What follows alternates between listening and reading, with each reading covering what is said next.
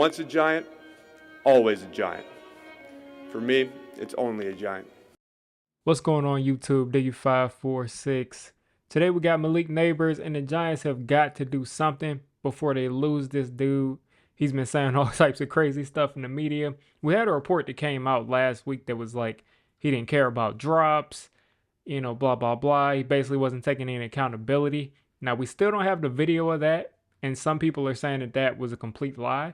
So I'll just take that side of it. But at the end of the day, we can tell that Malik Nabers is frustrated with losing, frustrated with not achieving what he could be achieving out there on the football field. And as always, we're going to take a look at what he's doing, and we're going to take a look at what he could do better and, some of the opportunities that were missed that he could have made. So the Giants actually came out and got him the ball pretty frequently early on, and he's going to run this out route here. You get this clear out here, and I think you get a little curl route right here from Wan'Dale Robinson. You only got one safety deep. So, this is a pretty solid play. This ends up getting Malik Nabers open. This is man coverage, and this play is almost impossible to stop with man coverage. And just take a look here. He's going to run this out route, and instead of continuing this further out, it's like he's conditioned to knowing that these quarterbacks are always going to be late with the football. So he just brings this diagonally towards as close to the first down marker as he can get it. And because Drew Lock is late with it, he's able to make a play on the ball and catch it and be a yard short of a first down. But if this ball is thrown here, he's got a lot of space to work with. And he's not going to have to collapse down. But it seems like I said that he's realizing these passes are going to be late. So I might as well start working back to the ball, because if he just ran full speed this way, he would have run out of field. This would have had to be a crazy good throw towards the bottom of the screen. And he probably would have run out of field and had this toe tap on the sideline at the very best. All right, so these are examples of plays that, in theory, I like. Like, getting him the ball in the open field, that's a good idea. But let's use some context here. So Micah McFadden. Micah Parsons is your edge right here. He's going against Evan Neal. Now, Evan Neal's been playing a little bit better, but he's not someone that is going to be able to handle Micah Parsons one-on-one. Most tackles in the league aren't going to be able to handle him one-on-one as far as the screen goes. So you have really good numbers here. You got him on Micah Parsons. You got Wan'Dale here. You got Theo Johnson on this DB. You got Tyrone Tracy here. Now, the thing is, these guys can't block. That's really what it is. They can't block. But we end up getting, 5 or 6 yards on this play. So it ended up working out pretty well. But I just think some of these plays could have the potential to be huge plays if we can get some better matchups. We don't have that many blockers. Isaiah Hodgins is always on the bench. Wan'Dale Robinson is 5'8". Not even 200 pounds. It's just a struggle here. So we don't get consistently good blocking. Slayton is pretty decent. Theo Johnson, you expect to be good. But Tyrone Tracy as a pass blocker, let's just watch it. Let's just watch how it goes. So you're going to get leak in motion. Nice little swing screen to him. And you got the numbers immediately. And I want Malik Nabers to start winning these. I want him to start winning these, because part of why he's not getting a lot of yak is partially his fault. He just hasn't looked like that same player that he was in college. That could be because of the groin injury. I don't know. It could be just because his heart's not in it because of all the losing. But I want to see him just stick his foot in the ground and just get upfield quickly. So yeah, I take back what I said. He definitely accelerates. Everything closes up pretty quickly. If you take a look at Wan'Dale Robinson, again, small, diminutive receiver, he's not able to hold his block, and that kind of collapses the play. So, yeah, we can run all these screens till the cows come home, but if we can't block out on the perimeter, these screens mean nothing. For the love of everything I know, I just don't know why we can't get consistently decent quarterback play in the quick game. I just don't understand why we can't throw these routine plays in a routine manner. So you got Malik Nabers at the top of your screen. You got Theo Johnson, who's going to kind of run out here, and then it's going to end up being a corner out there. You're going to have Wan'Dale who's going to run this out here.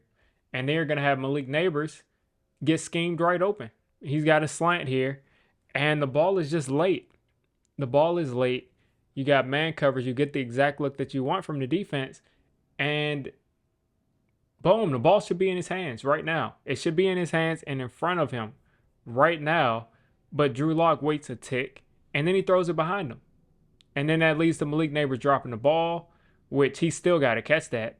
Still got to catch it. Still hit his hands, but it should be in front of him. He should be able to catch this and be able to protect himself or make himself, make a move against this linebacker number 50 here, but you just get a bad ball. I mean, on a routine play. So right here, Malik Nabers does a good job against the zone and just gets into the soft spot, makes a nice catch, protects himself. You get a good ball from Drew Lock. This is exactly what we're looking for. You get a play action. Nabers open right there. Ball out on time. Caught. Easy first down. These are the routine plays that he should be making all day long. So on this play, you get a similar play here from Malik Nabers where he ends up running back over the middle of the field again, and Drew Lock kind of forces it to him. He's got a lot of people in his area, and with a perfect throw, this is caught, but it's not a perfect throw. And it's a little bit behind him, almost gets tipped, and if that gets tipped, I mean, it is almost certainly getting intercepted, but the ball is just placed on a little bit wrong of a spot, and Malik Nabers can't come down with it. We're going to take a look from this angle now, just to see where that ball ended up landing. And it doesn't look like that's a bad ball, actually. It just looks like the defender is in that area. But if that ball is able to get past the defender, he might be able to catch that. It just gets tipped. So not a bad ball from Drew Lock there. I mean, you can make an argument that maybe he should have pump faked it, but that's kind of nitpicking. So not a bad ball, just got tipped. And Malik Nabers probably would have had another, 18 right there, 18, 20 yards. So right here, we're going to keep it 100. We're not going to just talk about the quarterback play. We're not going to just talk about whatever here and there. Malik Nabers has got to catch the ball. This is inexcusable right here. These are plays that help our offense stay in rhythm. And when you drop this here, that's a momentum killer. It is just not good. It's not good. So you get an end route here from Malik Nabers. And yes, it's in traffic. Yes, there's people around him. But he just drops it. Catch that. You're already, he's already ready to protect himself. So it's not a protection issue. He's going to catch that and he's just going to lay down. Easy stuff. But he drops it. Just to give you a better idea of where that ball ended up landing, literally right in his gut. Right in his gut right there. And he just dropped it. Let's just take a look at Malik Nabers here at the top of the screen. He's becoming better and better at the line of scrimmage every week. It hasn't shown up in the stat sheet, but he's getting better and better at the line of scrimmage. He's going to head upfield, break inside, and that's going to draw a hold, and that gets us 5 yards on the first down. So easy stuff there. I mean, easy stuff right there. I mean, he's becoming an issue on these end breaking routes, and DBs are grabbing him a lot, and this gets us. I mean, I'm seeing a hold on him a lot, first of all, but I'm seeing a flag thrown at least once or twice a game these days. So that's a pass that these teams are starting to realize he can hurt you with. He can hurt you with this route. Very next play after that route, he gets straight upfield, comes back to the ball, and makes a crazy catch. Basically taking it up off the carpet, barely grabbing this ball so it doesn't hit the ground. And everybody thought this ball hit the ground. Everybody thought the ball hit the ground. Except Tyrone Tracy, apparently. Tyrone Tracy is out there signaling it's a catch. But besides his LASIK eyes, everybody thought that was a drop. I thought it was a drop watching it on TV. But he got his hands under that, and he caught it. Let's take a look from this angle just so we can see. Hard to see with the pixels. But as you can see, he basically grabbed that ball off the ground. So remember, I just told you about those in-breaking routes. So this Cowboys DB is expecting this in-breaking route, and Malik Nabers starts off breaking in, breaks back out, and is wide open. Gets interfered with twice on this route. We don't get a call, but he gets open either way. Shook the guy out of his shoes, caught, makes him miss, and the cavalry comes and cleans it up. But this is a beautiful route. You're just going to see him start off in a split release, break inside, break outside, easy.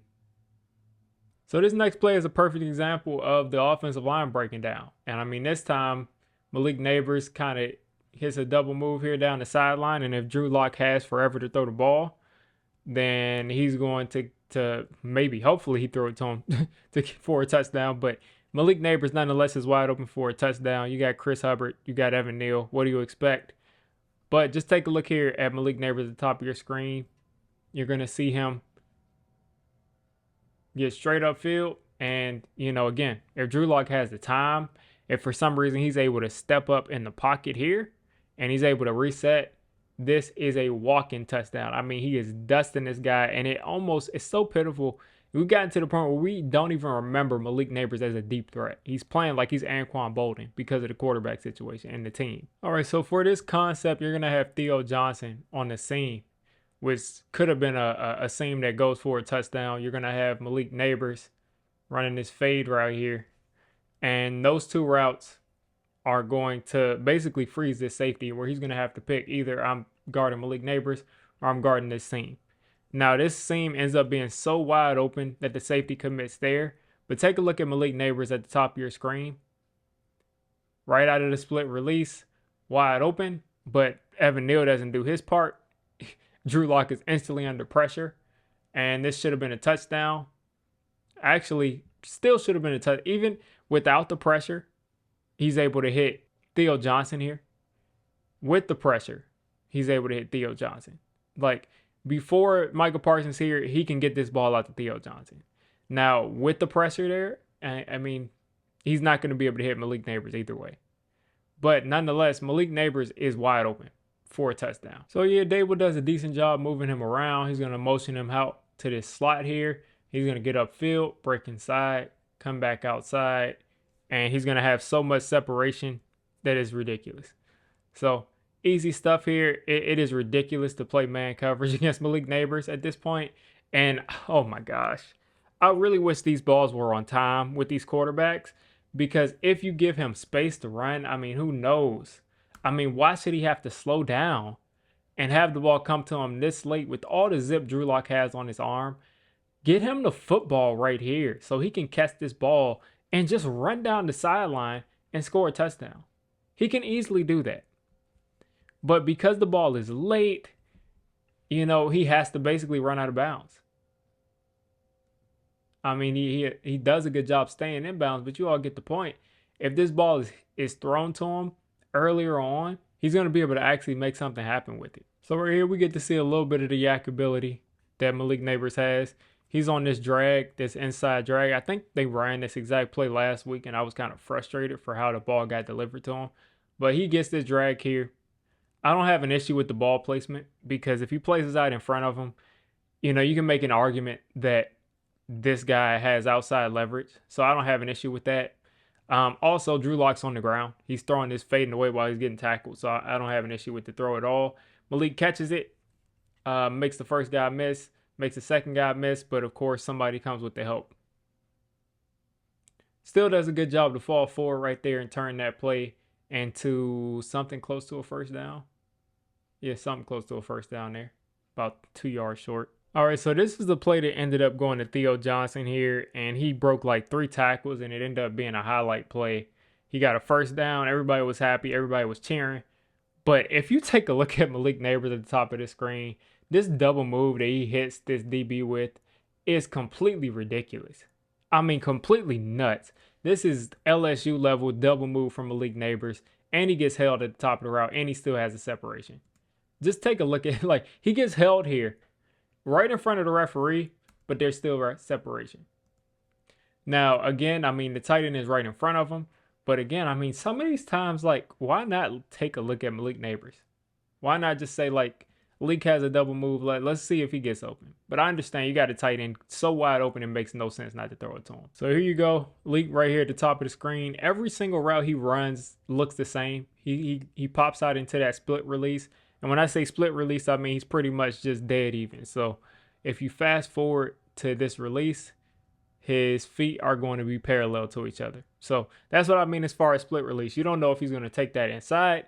You don't know what he's going to do. And he just is able to change direction so quickly and dip past this corner. It's curtains. It's curtains. That should be a touchdown. This should be a touchdown. It's not a touchdown. He throws it short to the tight end. You get a hurdle. Everybody's on their feet. Everybody's cheering. The fans were going crazy. But it's like, this should be a touchdown. He's got his hand up right now. I don't know if you can see it. Like I said, this film for some reason is more pixelated than usual. But if you take a look at him at the top of the screen, his hand is up. That is a walk-in touchdown. And it's unfortunate. It's unfortunate. Because some people can say, well, Drew Lock was in the pocket and he was under pressure. Right here, he can let it go. Right there, if he lets it go, that's a walk-in touchdown. Now, after that initial play, I'm sure Malik Nabers went back to the huddle and said, I was wide open for a touchdown. So Drew Lock essentially forces it to him and makes like an elite level throw. And Malik Nabers, of course, makes an elite level catch on the sideline. And this is just bonkers. Like, this just makes you just think, like, why are we not looking to this guy down the field more than what we are? Take a look here from this angle. Take a look at the throw. Barely misses a defender. Boom. Right in his hands. 2 feet down. Beautiful throw. Beautiful catch. And this was his last catch of the game. But again, it's just so frustrating because a guy with this type of talent, yes, he's getting his 70, 80 yards, 60-yard games. He's going to still get 1,000 yards. No issue. But, I mean, the guy could have very easily had 2-3 touchdowns this game. 2-3 big touchdowns, long touchdowns, like over 30 yards touchdowns. And we just can't make it happen. Now, we're still holding out to give Malik Nabers a quarterback next year. So maybe this should continue to happen until we get into the offseason and get our quarterback. But still watching it on tape is just frustrating to see that so much is getting left out there. There's no wonder that he's frustrated. So the Giants better get him a quarterback. They better get him, some tools to start winning. Better get him a better offensive system, or at least get Brian Dable to use him more and use him effectively in explosive ways more. Because if not, you're going to keep getting comments from Malik Nabers, and you're going to basically breed a disaster scenario. So let me know what you think of Malik Nabers down in the comments. If you're interested in getting a head start on some draft content, go ahead and become a member. Already got Shador up, Cam Ward coming up soon. Malik Nabers, people.